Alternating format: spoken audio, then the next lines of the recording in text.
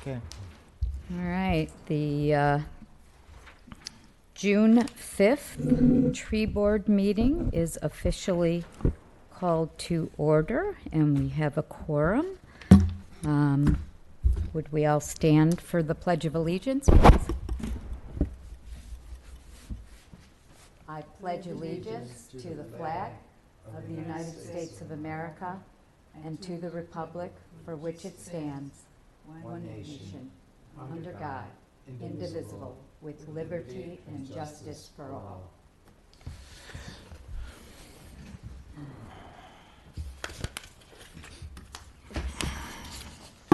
Our first item is the approval of the March 6th, 2019 tree board minutes. Does anyone have any questions, corrections, comments, etc.?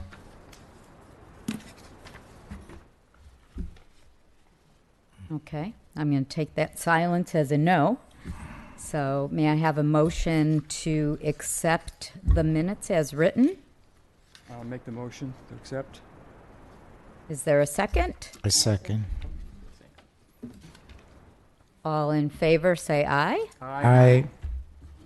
Motion carries. Okay, next.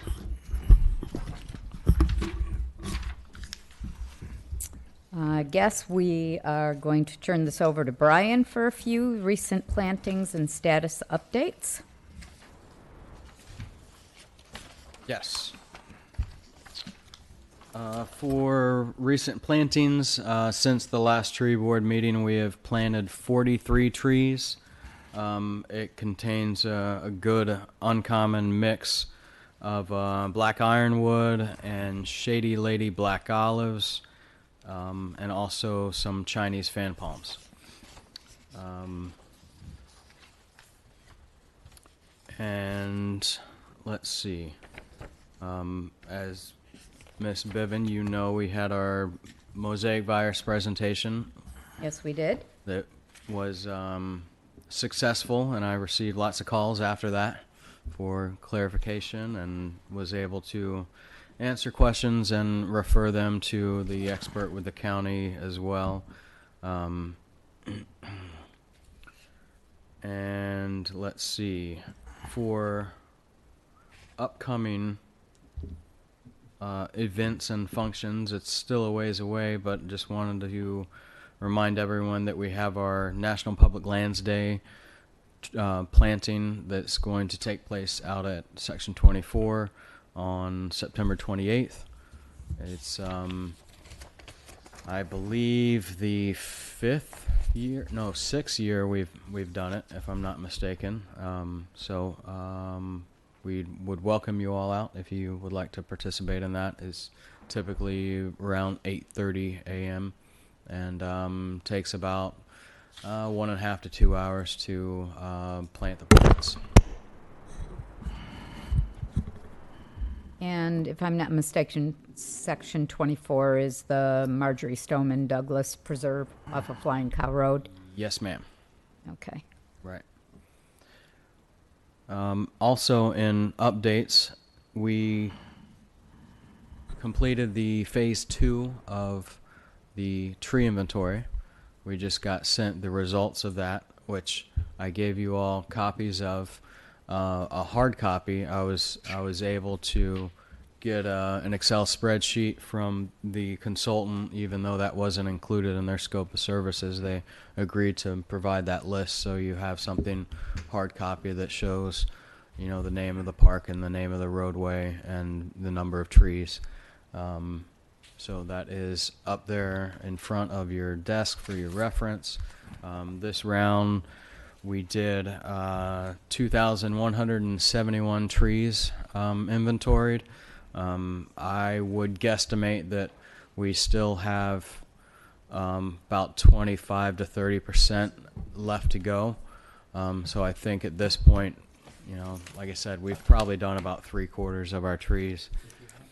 We have about 10 facilities left to do the inventory. I'm currently working with Nicole McPherson in GIS, and I'm exploring the possibility of actually doing it myself. So she can build me a collector app on an iPad, and whenever I have time, I can go out and do the collection. That way, we don't have to go through the process of applying for another grant and seeking funding that way. So exploring that possibility. We will see how it goes.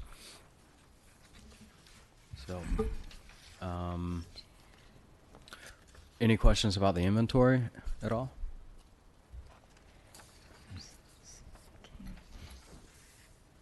Just amazing, Mhm. amazing Yep. how much If- you do and how thorough it is. Thank you so much. Sure, no problem. If we were able to apply for additional funding to complete the inventory, then we could also include a management plan / master plan as a culmination of the inventory to basically set forth an action plan based on what our where we're at now. I will certainly do what I can to try to make that process happen. So with that in mind, I was going to bring this up later, but 2020 is the 50th anniversary of Earth Day. Wow. I'm wondering if there, and when we talk about Earth Day later, we can talk more about it, but I'm wondering if there might be some kind of special grant out there recognizing it. I know, that's maybe more Arbor Day, but Mhm.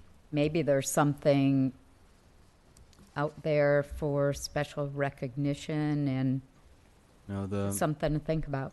I'm very familiar with the grants that are out there for these sort of purposes, and they are very regular grants that are available every year. Okay. So we just have to throw our hat in the ring and hope for the best and see if we get them. But they're all federally funded, and then state, the state allocates the funds. So it's the main one for an inventory purpose is the Urban and Community Forestry Grant, which is disseminated from the state through the state.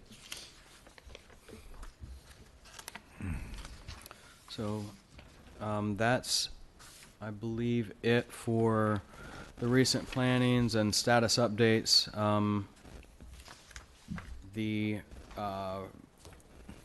If you'd like to talk about the Earth Day event, the Earth Arbor Day event, we did distribute a bunch of seedlings during that event, as well as our annual seedling giveaway to the schools.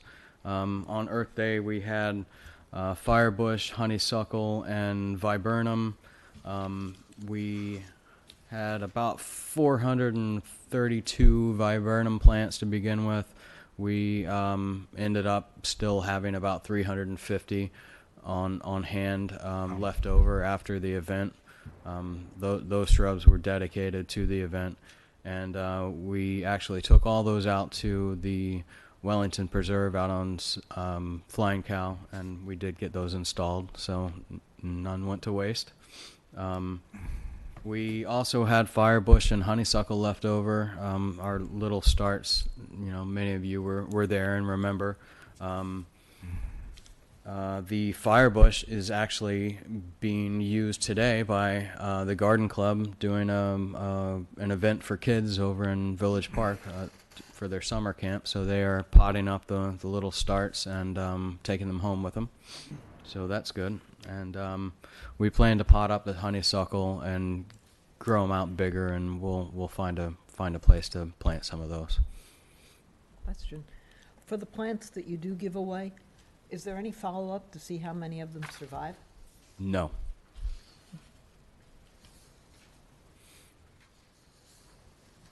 And just a comment about Brian's comment that the kids are planting them up right now with members of the garden club. That is one of the events going on to recognize National Garden Week. So there's a few events going on this week, but that is one of them. Yep. And that's all I have on the event unless any of you have comment to add. My only comment is, and I will email Michelle, in that next year is a biggie, the 50th anniversary for Earth Day.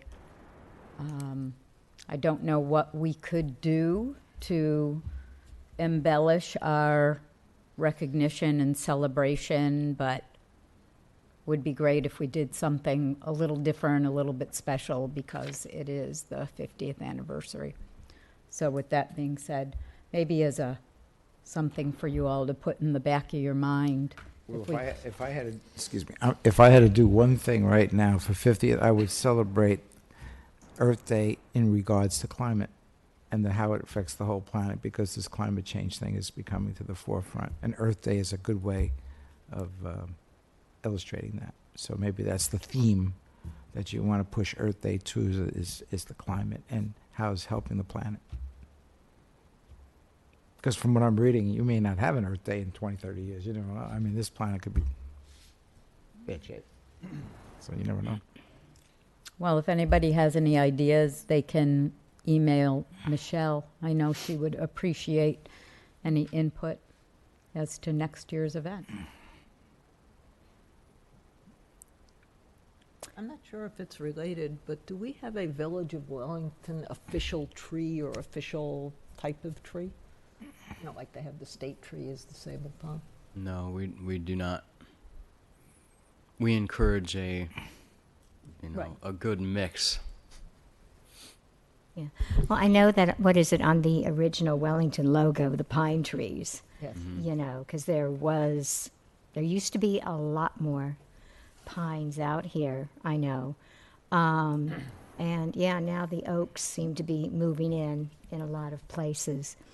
I was just thinking something emblematic rather than this is the only thing you should plant. Right. Right. No, I've never heard of one being the official tree of the village or anything like that. I kind of like the idea. I mean, we have a state tree, we have state butterfly, we have, wildflower, all that. But, yeah, it wouldn't mean that we have to have a monoculture. We could have a village grouping of plants. If we were to suggest something like that, I presume that would have to go to council and Seems like something that they should be involved in. that they would for sure. adopt, yeah. Yeah, yeah. Okay. Well, how about if we come back to our next meeting we put that on our agenda, and we come back at our next meeting and powwow a little bit about it. Okay. Moving on, the last thing we have on our list was the Tree Board University that Debbie Evans brought forward to the rest of you. I did check it out. It looks like a very good resource. It is by no means a mandate. However, if you had the time, it looked like something that certainly would be valuable. I had a architectural review board member actually email me and ask if he was allowed to do the Tree Board University, and I said it's open and available online to the public, to anyone who clicks on it. So I do not see the harm. I said go for it. It's there. I just played the introduction video, and it's all online, and it's all a series of videos, and you can pause it and come back to it whenever you'd like, and there's different chapters, so it looked like it was pretty valuable. Yeah, I'm glad to hear that, because I just got started there. So, what is it? I looked at the overview, and the first lesson is, or the first chapter is what they titled Tree Board 101, an introductory course using the college numbering system, So one thing I think I'm going to like about this is it's a lot of emphasis on people, They do say up front that their goal is not to make you an expert on trees per se, all the scientific knowledge and all that. It's more about each one of us being more effective as a member of this board, how to engage other people in the community, how to make the tree board more effective when we have projects that we want to pursue, and how to advocate, not only in the public, but before the body that's going to, sometimes have to make determinations as to whether a project will go. So I'm looking forward to it.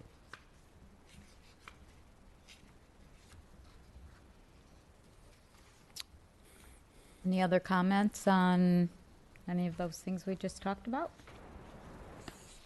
Otherwise, we'll move on to new business. And we have our election of officers. And we're looking to elect a chair. And what do we call that? A vice chair? I'm just going to move, if I may, at this point, that we keep our chair and vice chair as they are for the next year. I'll second that. So I guess our chair and vice chair would have to accept those nominations. I will accept the chair position, and Richard is our vice chair. I accept it. Okay. Thank you. So, all those in favor? Aye. Aye. Motion carried unanimously.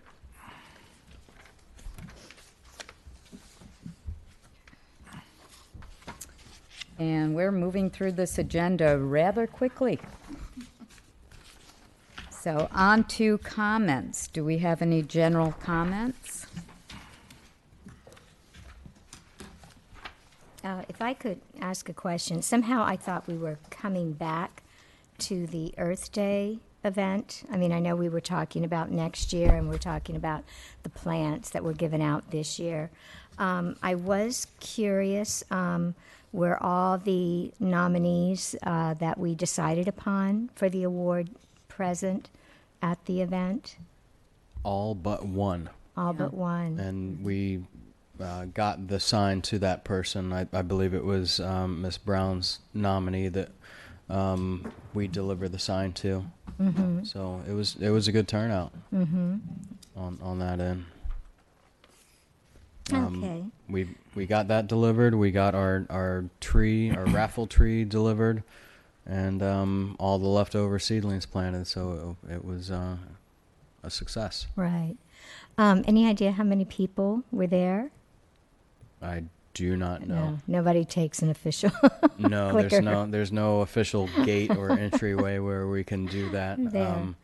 I would say it's what certainly wasn't the heaviest year I ever saw. It was. I'd agree. I thought it was light. It was on the light end of things, and definitely the seedling giveaway end of things was absolutely light. I can remember there being just crowds of people backing up trying to get seedlings, and this time we had a lot of leftover. Mm-hmm. There, yeah. Why? No, absolutely not. I mean, we had the crowd pleasers there. We had what in years past people were clamoring for and ran out of, and this year we made sure we had those. Typically the flowering stuff like the firebush, everyone was all over it in years past, and there's just not many people there, period, that were, taking the seedlings. Okay. I don't know how else we can promote it, advertise it, but I think the day of the week and the hours of the day, I think, are good. Mm-hmm. That's been the same, and What was the weather like that day? I can't. It was good weather. It was good weather. Yeah. Right? It was. Yeah, for sure was. I do think there's a lot going on in other venues and for Earth Day, so there is competition, and we could always try to spread flyers around. I don't know if any of you could, help distribute them. In years past, I've, posted them in the window at Publix. So we could do that, but it's really rather unexplainable this year why it was so late. What it's worth, next year, if you give me some, I can probably take them to the events that I do, Okay. because it's places like Naturescaping and other Earth Day events, too. Right. Okay. Just curious, how could you ever incorporate, say, fruit trees and edible things that, people can maybe, to appreciate trees, if they saw a tree they planted that was, or an area that was planted with edible things, There mangoes. are edible natives.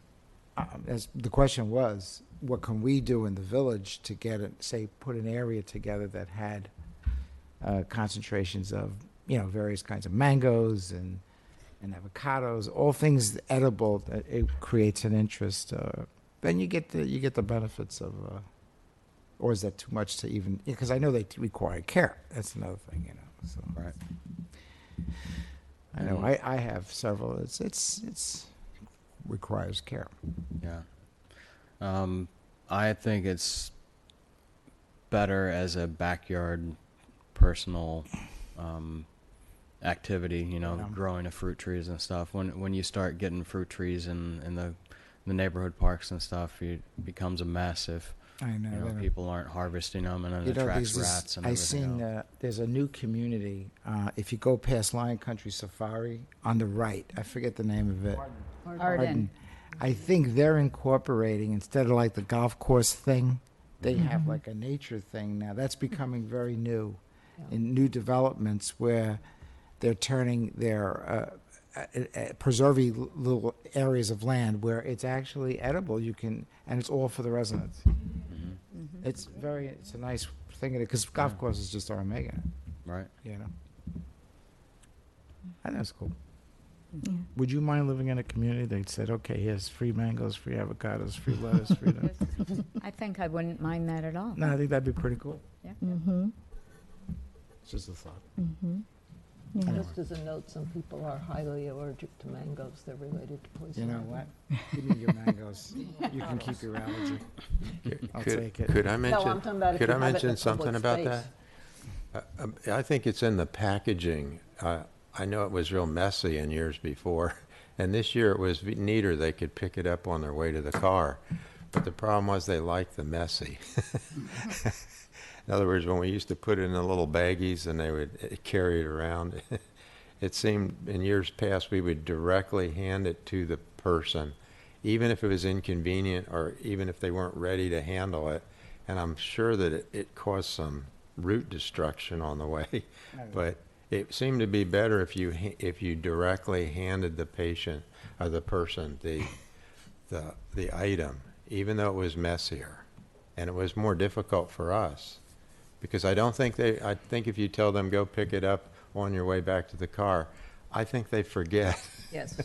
I I hate think to Charles mention is that, right. but I would agree with it that. all has to do with directly delivering the product. Plus, by the time they're leaving, they're tired, they want to get home, Yeah, maybe and the kids are whining. tired.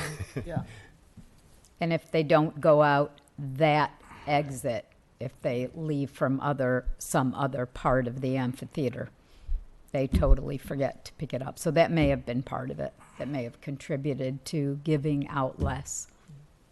I mean, part of what I do does involve plant giveaways, and we're giving out plants in 3-gallon containers, so that's not something that's as easy to carry around.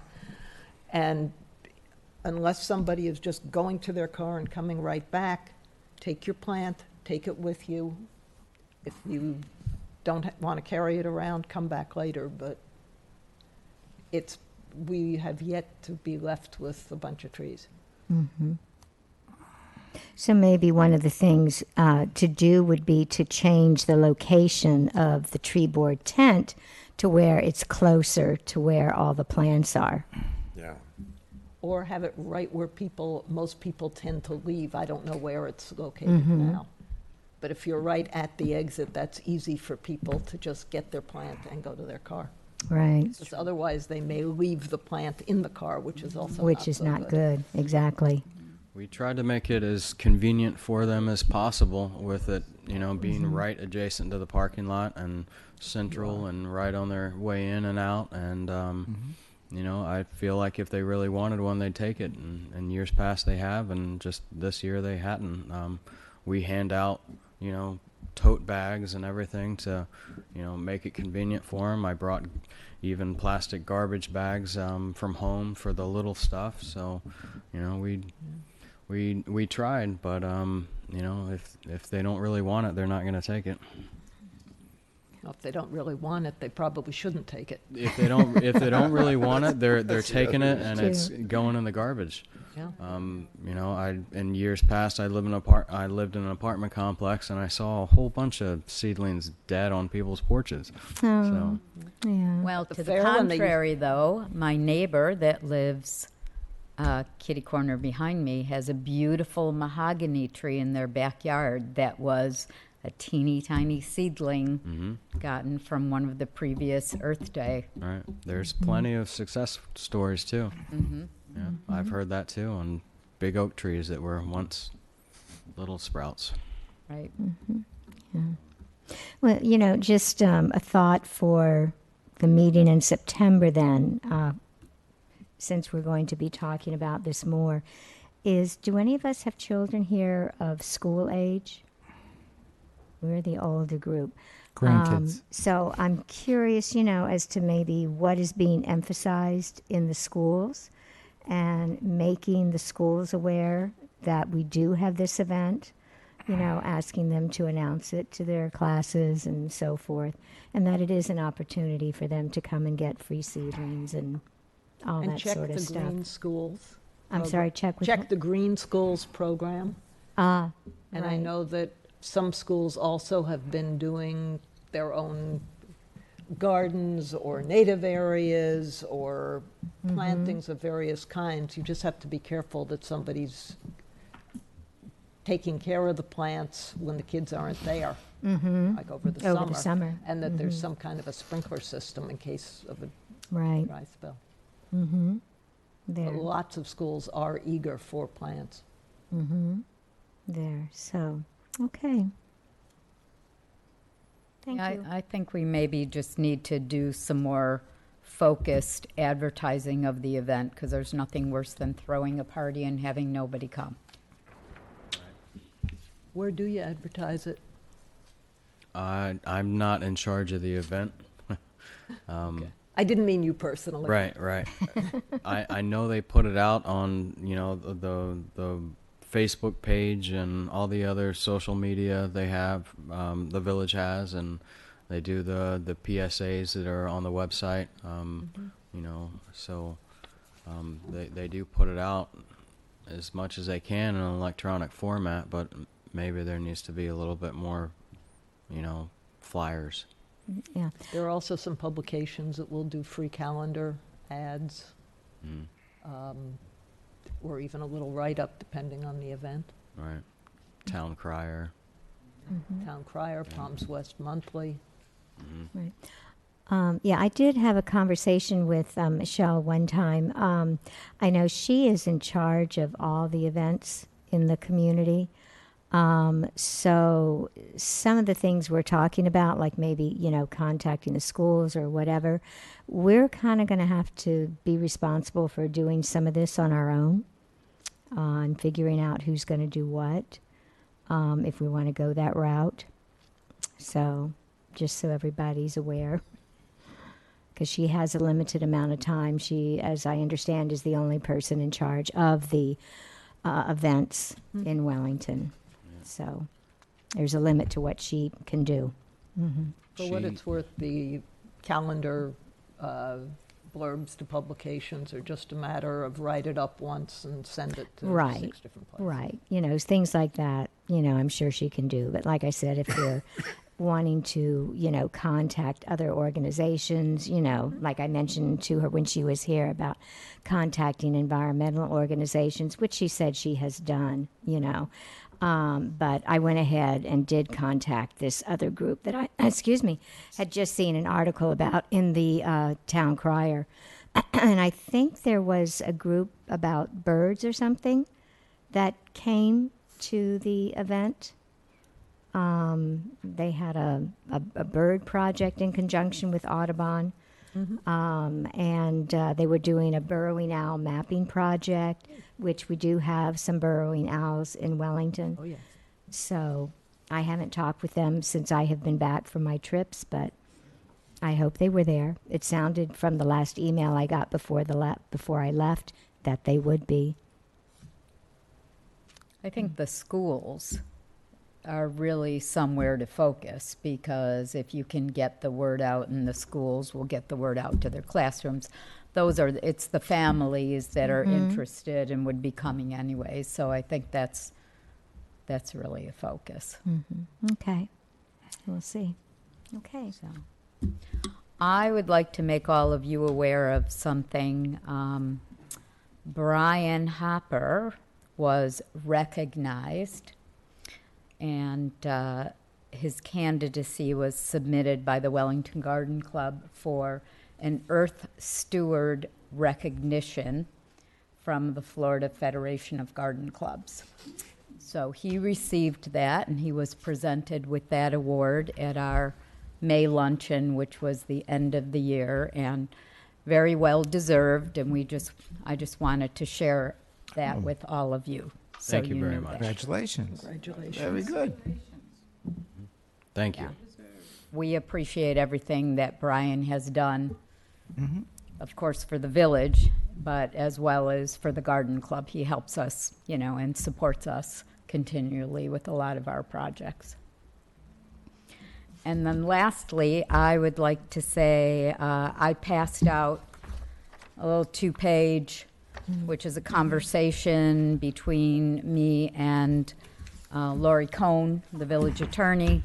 It just clarifies the parliamentary procedure relative to us taking a vote should there be a tie, or should somebody want to abstain from a vote, because when we were voting for the flower awards, we ran into a little stalemate, and I think we weren't quite sure what to do. So it's clear now, and you can all read this at your leisure, but I highlighted the most critical points there. Okay. So Thank you. you're welcome. Anybody else have anything to bring up? No, I apologize for having gotten here late, but there were a couple of things in the previous minutes. Would it be possible for me to mention them now, or is it? Well, they have already been voted upon and accepted Okay. as written. Okay. You can make a comment, but they won't be changed. Well, okay, I'll have a big mouth and make a comment then. Just a couple of things that, with regard to the Indigo Avenue nomination, was it mentioned that it couldn't have been passed 5-6 with 6 members? Which page are you on? I don't have page numbers. Well, but it's section, 6A, about third paragraph down under flower award nominations. So it was probably past 5-1. Yeah.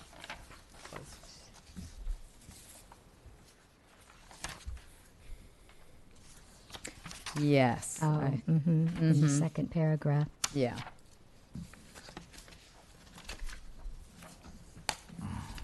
And there was another one on, hold on, the last paragraph in section 8, comments about the Rye Terrace nomination. It's the top of the page on that one. And that says it was passed 3-1, but then it details 3 people in favor and 3 people opposed.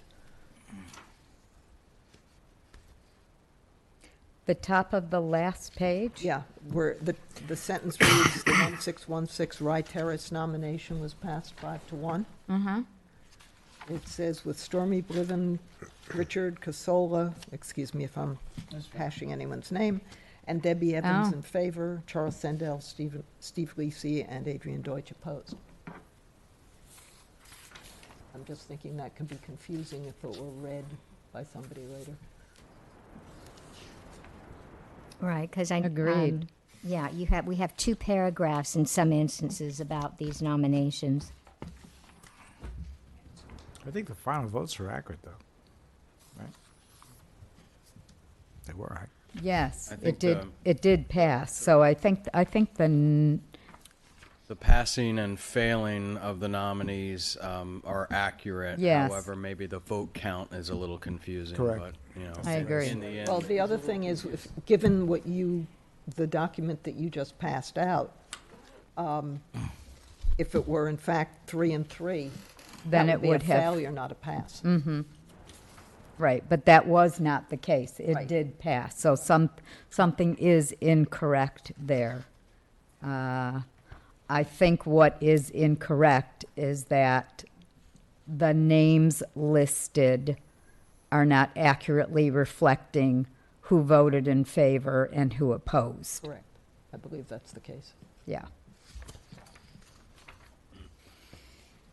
Good eye, Adrian. Thank you.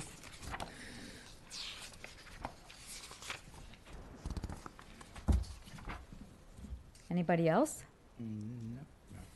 Okay, I just have a comment. I just wanted to share something from a most recent trip that I took where my husband and I were out in Texas, and on the way passed through Louisiana, happened to stop in Indiana, I'm sorry, Louisiana, happened to stop in Lafayette, and discovered a very old tree at a church in Lafayette, and it is referred to as the St. John Cathedral oak. I don't know if anyone has ever heard of this, and discovered that there is a society that actually anyone can nominate a tree from anywhere in the country as long as it is a live oak, okay, for this society's particular purposes. It came into existence in 1934 by a professor at a Louisiana university. So their society actually predates the beginnings of the registry that is maintained to this day by American Forest. Interestingly enough, this organization, the Live Oak Society, is managed by the Louisiana Federation of Garden Clubs. So I didn't know if any of the garden club members here knew about it. And that was number one. And number two, interestingly, the way the membership is structured for this Live Oak Society, there is only one human that is permitted to be a member under the terms of the society bylaws. There are, as of today, 8,786 members in 14 states. So all those members are trees, okay? And this particular tree, they believe is based on core samples and so forth, is close to 500 years old. It is absolutely huge. I will let you go to their society page. So it's the Live Oak Society, and you can see a picture or two of this oak and some of the other huge trees, the majority of which are in Louisiana. But like it says, there are 14 states, and just perusing the trees from their earliest database set and then the most recent, there are 27 in Florida. So we probably have more that are members of this society. And I did see that one of the members is up in Stewart. There's some in Fort Myers. So it's not all confined to just the northern part of the state here. This particular St. John Cathedral oak is referred to as the second vice president of the Live Oak Society. And it was 19 feet in girth, the circumference, when it was listed. And it was one of the first trees. It was number 65 on their list, okay? In 2010, the girth was 28, just a little over 28 feet now in girth. And it is so big that they actually have some supports to hold up some of the limbs. And on a plaque that they have by the tree, they do inform people that there is one limb in particular, and they tell you which one. It is 72 tons in weight. So I would urge you to take a look at their website. I think, it gives other possibilities for the registering of large trees if it doesn't meet something like the Florida Registry or the American Forest Registry. And they have two classes of trees, let's see, one of which is referred to as a junior league tree. To meet that qualification, it just has to be somewhere between 8 to 16 feet in girth, measured, I guess, at what they call breast height, approximately 4.5 feet, or just below what they term the point where the tree splits, okay, and starts branching out. And a centenarian is over 16 feet in girth. So it's something interesting to peruse. I was glad that we found it. It was quite by accident that we happened upon it. I have personally seen a 500 and 600-year-old live oak in Eden Garden State Park in the Panhandle, not too far from Destin. And then also when I was in South Carolina, there's a Edisto Island, and I think it's actually St. John Island. It's called an angel Yes. oak, and that is a tremendous, Very famous. very famous oak tree as well. And again, supposed to be 500 plus years old. So they're pretty cool to see. Sure. And as you say, Debbie, I have photos of the one in Eden Garden State Park. We were there with some friends where they're standing, holding, hands, trying to put their arms around around the trunk of the tree. And it's pretty Right. cool. They call that one the wedding tree. They do a lot of weddings there below that tree. Yeah, that's good.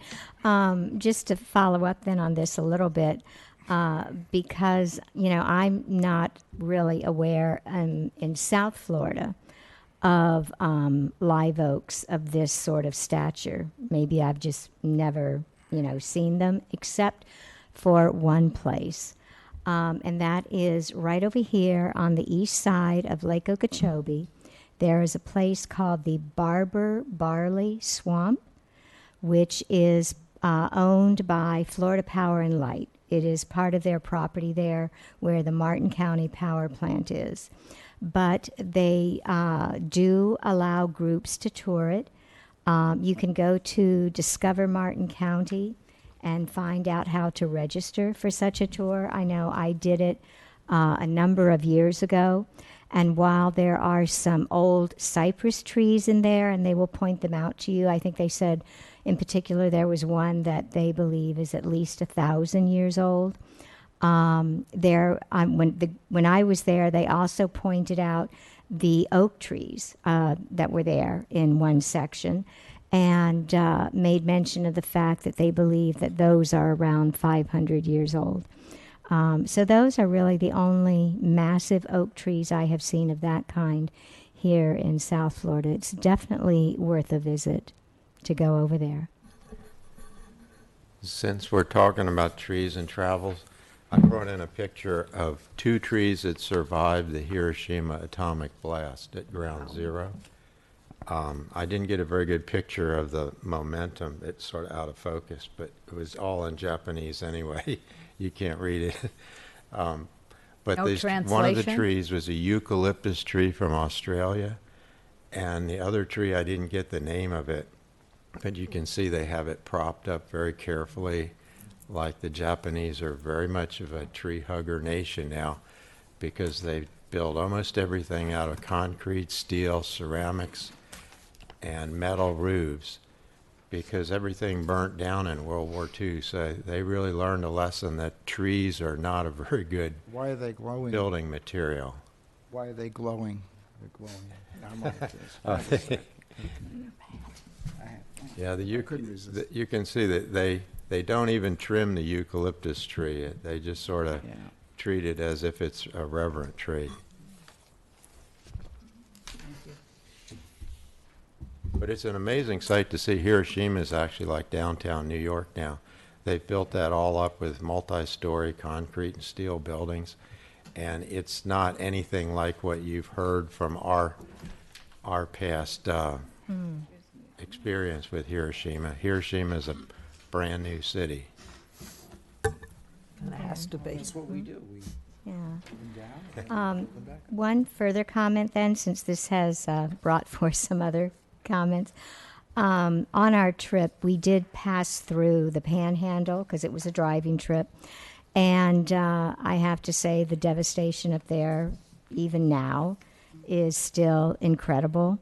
The oak trees that survived, which I was looking for in particular around the Panama City area, because there's a lovely area that US 98 that goes through Tyndall Air Force Base, and there were always these lovely oak trees along the beach there.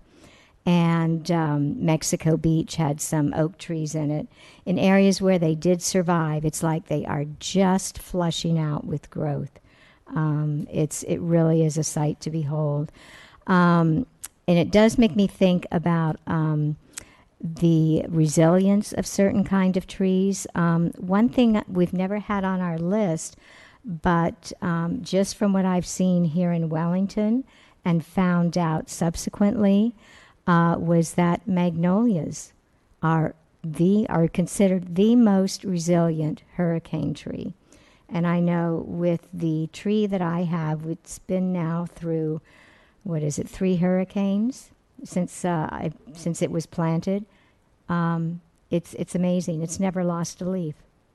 We haven't had strong hurricanes here, though. Not like what they had up there. I know. I know a Forest Service employee who was up there afterward, and he said the pine trees were just snapped Oh yeah. Mm-hmm. Yeah, you can see it. They're bent over. up. But Snapped over. And in some instances pretty low to the ground. Yeah. There. But maybe that's something we can look at is getting some magnolia tree seedlings sometime. actually, at Extension, we have a list of hurricane-resilient trees, and the University of Florida has done studies on that based on the earlier hurricanes. Mm-hmm. There. So that might be useful for us. Mm-hmm. I can give you a Yeah, maybe we flyer could on see that at the meeting in September, Sure. or email Brian so we can get the link to it. Yeah, I can tell you right now, one way, I think it's up on the site, but one way to get the link to it would be just to Google Native Canopy Education Program. And Okay. There's a section on the bottom with resources, and a lot of our posters and flyers are up on that, but I can certainly bring something to the meeting next time. Okay. Now, is that on the University of Florida website that you're No, saying? it's actually on the Environmental Resources Management website. Oh, okay. The Durham University of site for Florida. Palm Beach County. University of Florida does also have a list that they put out, and it's available online through their the environmental horticulture page that has all the tree lists and everything. They also have that list, and I believe live oak was like #1 strongest, Yeah. and surprisingly they had gumbo limbo up there towards the top too. And Well, it depends on how you're describing survivability. Gumbo limbo is on our list as well. The tree stands, but it loses branches is how it survives. So you can have this enormous branch go flying, but the tree will be fine. Right, and it totally defoliates very easily, but within 3 weeks. I have a large specimen in my front yard, and from one of our, I think from Wilma, I'm thinking back, Sounds right. every leaf was gone, but within 3 weeks, the whole tree was completely refoliating with, lots of energy and life. The one thing to be careful of with the UF lists is they tend to be focused on North and Central Florida. Right, and we need something for South Florida. Mm-hmm. For what it's worth, the list I was talking about was developed by an extension agent down here. Ah, okay, okay. Thank you. She's both extension and UF Mhm. employee. Okay. Anybody else have anything to add? One thing, I do know somebody who is involved with the Green Schools program. She has been for years. I think she's now a Green Schools ambassador. Do you want me to contact her and inquire whether the schools might be interested in partnering in some way with the village? Relative to promoting Earth Day? Yeah. Or And plants, themselves. Or Mhm. distributing trees. Mm-hmm. And themselves, uh-huh. I can do that or not, whichever you guys prefer. I Oh. don't think it would hurt to reach Mhm. out and see if she can help promote the event and perhaps anything else that we think she would be a good conduit for. She would be a good conduit. I don't know that, she doesn't do promotion per se. Well, okay, so that's what I mean, I guess, it just as a conduit to know where we could contact or send an Which email. schools are looking for Right, plants for a garden, that sort of thing? sure. Okay. Who would I have her get in touch with? Would it be you, Brian, For what purpose? or to discuss what schools might be interested in the distribution of plants, for example, or being added to the list of schools who get plants? I would just say to make sure that all the schools know that we're distributing plants, Okay. because what they could do is, every kid, every family could, come and receive a seedling, and if they had a project at their school in Wellington, they could elect to plant those seedlings, together in a group at the school rather than their house, and they could have a pretty substantial landscape project that way. Yeah. So I don't see the harm in planting it at a school rather than their No. own residence. Especially since some kids don't live in a place where they can plant anything. Exactly. There's many schools that, in my opinion, could use more tree cover, but if they, I can think of the one right here, next to the public library, Mhm. Oak Ridge Cal. I don't understand why charter schools look so much better than the regular schools. You ever notice that? They don't. They actually physically, architecturally, are better looking schools. Our schools look like prisons, and their schools look like, like roof pitches, and trees in the parking lot. Because they're all Just about awful. business. Yeah, but I think our schools have to be the hurricane business, I shelters. get you. That could be. Our schools have to be I think we're getting off topic here. No kidding. Just a Don't teeny let me bit. get on my soapbox. Anybody else? Otherwise, we'll adjourn our meeting. That's it, I'm done. Motion to adjourn? I'll motion to adjourn.